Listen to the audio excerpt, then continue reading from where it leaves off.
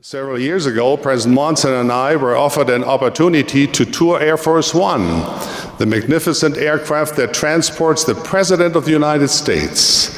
There were painstaking security checks by the Secret Service, and I somehow smiled a little as agents searched our dear prophet prior to boarding. Then the pilot in command invited me to take the captain's seat.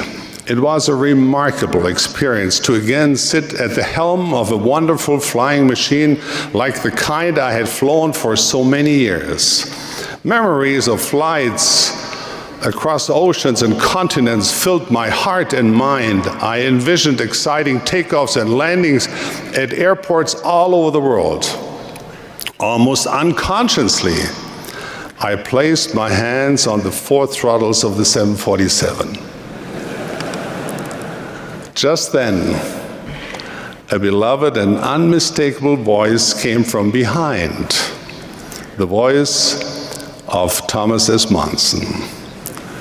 "Dieter," he said, "don't even think about it."